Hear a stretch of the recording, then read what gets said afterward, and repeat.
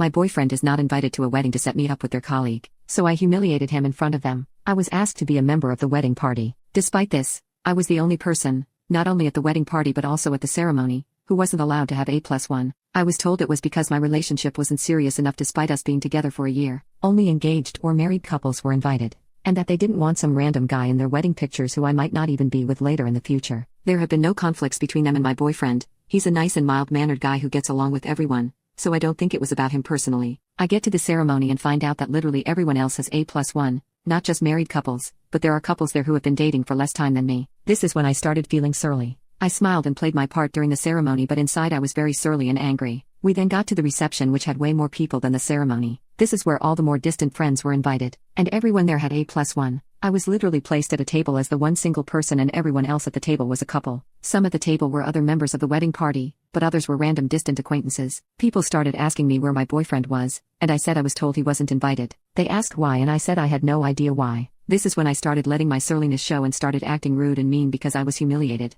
And then, I was brought into conversation with the couple's male friend, Dean. I was previously told that Dean has a crush on me, and I made it clear I wouldn't be interested even if I were single. Even after that, he kept trying to message me and I ignored him. But now the people who brought me into conversation with Dean were standing around staring at us and giggling behind their hands, like they thought they were Cupid matchmakers. Dean was a participant in this. Dean is standing there looking smug, so I already start feeling more angry, because this reminds me of the second grade lunchroom scenario and I'm already imagining how it's going. He started with "Hey beautiful" and I went "What do you want?" in an angry tone. I think he sensed that this wasn't going to go like what he had in his mind, but he continued what he planned out. So he said, "I just wanted to ask you something," and I said, "What?" He went, "There is something wrong with my phone, can you help me fix it?" I said, "I don't know anything about phones, sorry I can't help you," and turned around to go back. And he went, No, what's wrong with my phone is that it doesn't have your number in it." And I just went off, because I already made it clear I was not into whatever this was. I already turned to leave, but he interrupted me leaving and kept going despite it all. I was furious because I was already angry, plus he wasn't paying attention to how I felt or caring about it, so I felt like he deserved what I was going to give to him.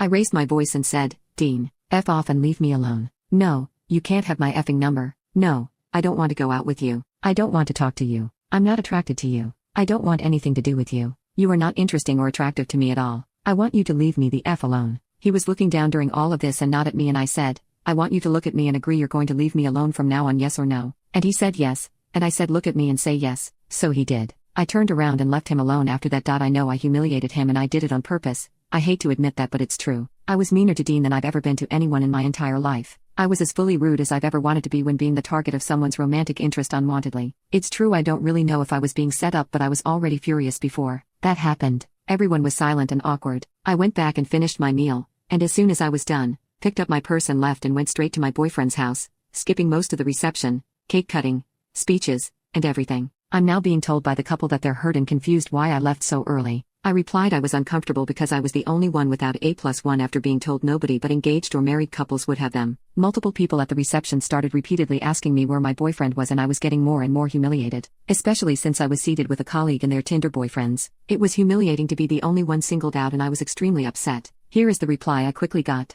"We just meant no +1s for the ceremony. It was perfectly fine for you to bring your boyfriend to the reception, and that's what we assumed you were going to do. That's what we always planned for. The reception is much larger and looser. We never heard from you about bringing a boyfriend to the reception, so we didn't plan for it, but it always would have been fine." I didn't reply, "I know they just want to come clean and I hope they won't do it again."